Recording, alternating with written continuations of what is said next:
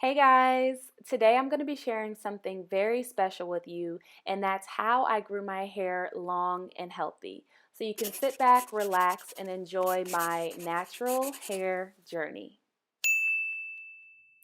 So before we get into the meat and potatoes, we have to start at the beginning, right? So, growing up, I actually didn't get a relaxer until I was 8 years old. My dad was really adamant about me wearing my hair natural, and I actually don't even remember wanting a perm.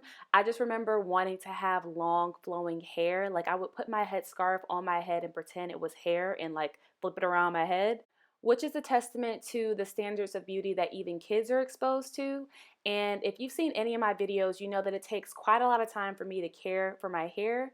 And my mom decided that it might be simpler for both of us if I had a relaxer. So one hot summer day, I got my first relaxer, and these were my results. As you can see, my hair was a pretty good length. It wasn't as healthy here, but the health of my hair just deteriorated further as the years went on. And it even got to the point where my hair would not grow past my shoulders. So I had a relaxer for about 5 years, and my hair was pretty much the same length the entire time. So when I got fed up with having unhealthy hair, I started researching how I could grow my relaxed hair healthy. And in doing so, I stumbled across websites like Curly Nikki and blackgirllonghair.com, where people were sharing tips on how to stretch your relaxer and even how to transition to natural hair. And up until that point, I hadn't even thought of the fact that I could wear my hair natural. And since I had gotten my first relaxer when I was 8, I didn't even know what my natural hair looked like. But I decided to transition anyway, and during my transitioning process, I really wanted to focus on getting used to not having straight hair and also just maintaining the integrity of my curly new growth. So I focused on wearing flat twists and protective styles like braid extensions and buns and ponytails. And then at the end, when I was just getting tired of it, I decided to straighten my hair just to see the progress. And I could already tell that my hair was full and it was healthier. So I decided that I didn't need to wait any longer, and I big chopped after 11 months of transitioning. I was originally going for a year, but I just couldn't wait that long. So this is my hair 2 months after big chopping. I big chopped in February of 2010, but when I first big chopped, my hair was super frizzy and super dry. I had absolutely no curl pattern. So during the year of 2010, I was really learning how to keep my hair moisturized. So this is the first time I had my hair professionally straightened after going natural, and I was really surprised that my hair was already at shoulder length, which was the same length that I had been stuck at for 5 years when my hair was damaged from the relaxer. And it just continued to grow and get thicker throughout the year of 2010. I was still kind of struggling with doing styles and getting definition, and I was super guilty of undoing my twists or braids before they had time to dry, which resulted in no definition at all. But my hair had a pretty good run in 2010. It was growing steadily, even though I really didn't know exactly what I was doing.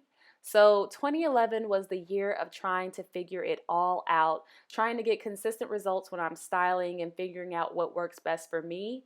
I tried so many styles, from puffs to mini twists to braid outs to twist outs. My hair even got to the point where I could pull out a little bang in my puff if I stretched it with the blow dryer first.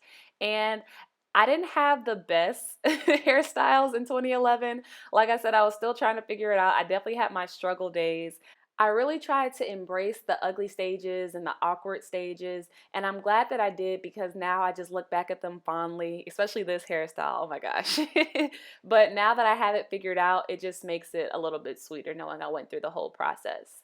So in 2012, I started to see some payoff from all my researching and deep conditioning, and my hair started to actually get some length. So what I would do was I was stretching my wash and goes at this point, so it didn't naturally fall this way, but this is a twist out, and it actually fell that way without me stretching it. And I could tell that my hair was way healthier natural than it had ever been relaxed.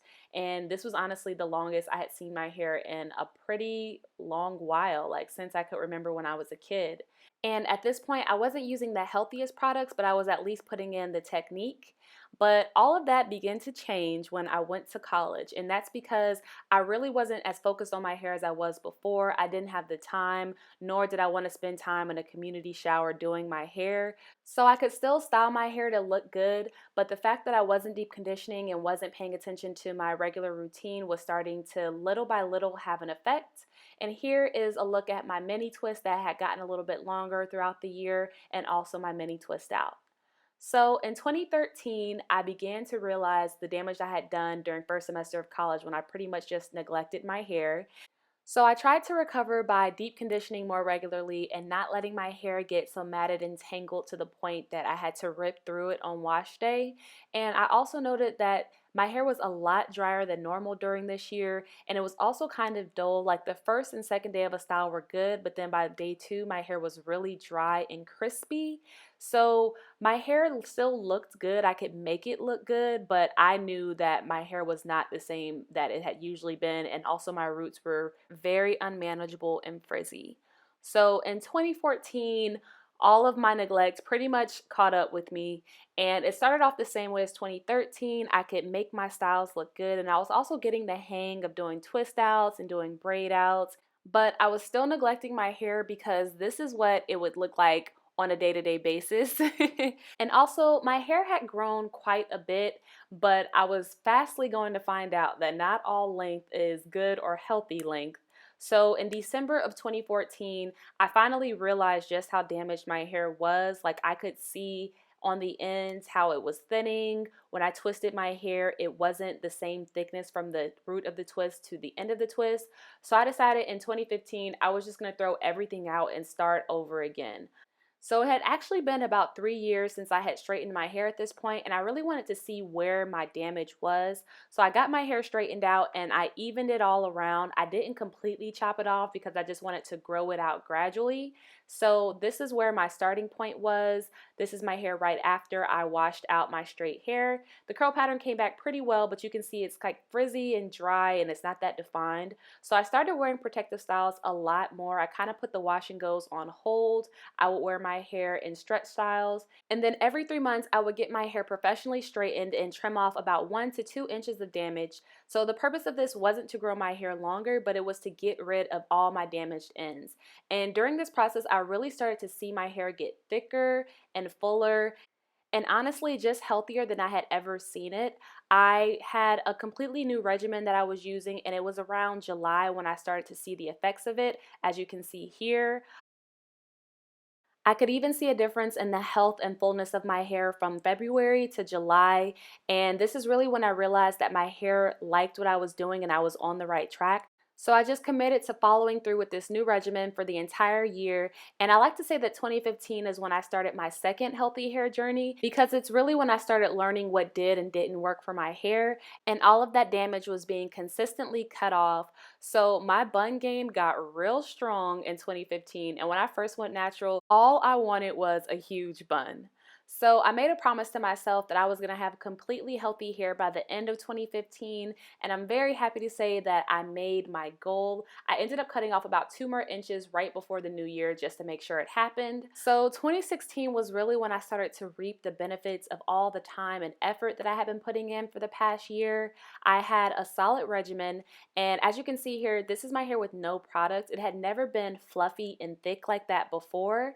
So my hair was growing longer and it was healthy length, and it was also thicker, it was fuller. I had mastered my styles at this point. I knew exactly how to get the style that I was looking for, and I did make the mistake of getting a diva cut. This was right before my first and very last diva cut in 2016. Since I knew that my regimen was working for me, I didn't need to straighten my hair at all in 2016. I just trimmed it myself while it was curly. I kept my hair in protective styles and stretch styles for the majority of the time because I realized from the prior year that that really helped my hair thrive. And in 2015, I also realized that I had low porosity and fine hair, which really helped me with figuring out what techniques and products work best for me. So in 2017, we're just thriving, baby, just thriving. I really feel like I've started to master my hair. So here's a picture of my wet twist and then my dry twist.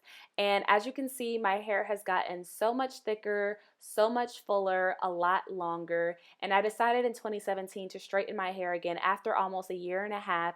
And that year and a half break made a world of difference. My hair is almost at my tailbone at this point.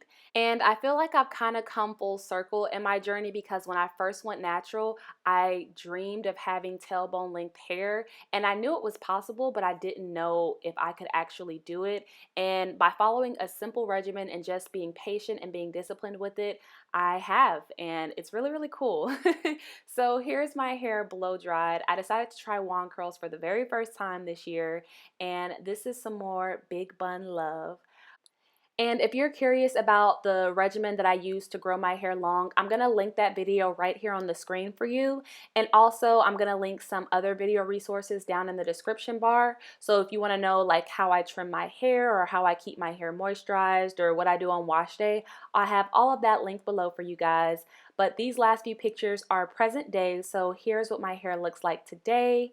So, something that I've learned from this entire process is that if you really want something, you'll put in the time and the work to make it come to fruition. No matter what dream or goal you have, whether it's hair or non hair related, if you're willing to be patient and disciplined and learn from every single mistake that you can make anything happen in your life. So, I'm going to be doing a YouTube live session very, very soon to answer any and all questions that you guys have about my journey or the stages that I went through. So if you have any questions at all, check the description box to see when the YouTube live is happening, and I'll be able to answer everything that you guys have live. Thank you guys so much for taking the time out of your day to watch this video. I really hope you enjoyed it, but I'll see you guys in the next one.